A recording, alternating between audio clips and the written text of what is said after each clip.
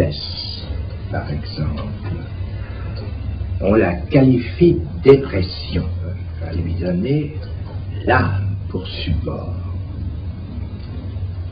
La tension psychologique, par exemple, du philosophe Pierre Janet.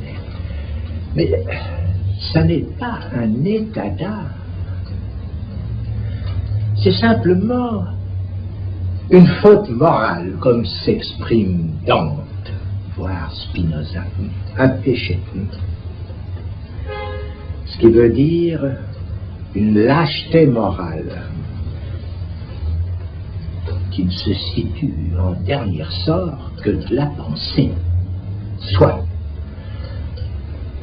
du devoir de bien dire ou de s'y retrouver dans l'inconscient, dans la structure. D'ailleurs, ce qui s'ensuit, pour peu que cette lâcheté d'être rejet de l'inconscient aille à la psychose,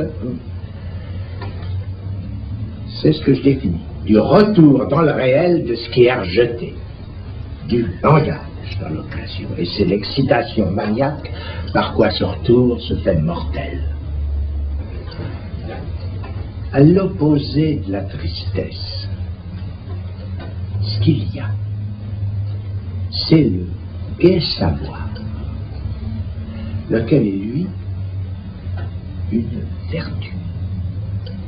Une vertu, d'ailleurs, n'absout personne du péché originel, comme chacun sait.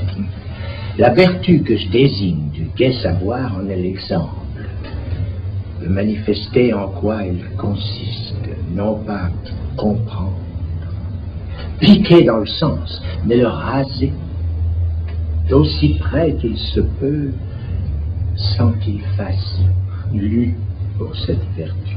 Pour cela, jouir du déchiffrage, ce qui implique que le savoir n'en fasse au terme de la chute, le retour au péché. Ou en tout ça, ce qui fait bonheur, exactement partout, le sujet est heureux. C'est même sa définition, puisqu'il ne peut rien voir qu'à l'heure, à la fortune, autrement dit, et que toute heure lui est bon pour ce qu'il maintient, soit pour qu'il se répète. L'étonnant n'est pas qu'il soit heureux sans soupçonner ce qui y réduit, sa dépendance de la structure. L'étonnant, c'est qu'il prenne idée de la béatitude. Pas pareil. Qu'il en prenne idée assez loin pour qu'il s'en sente exilé. Heureusement que là, nous avons le poète pour vendre la mèche.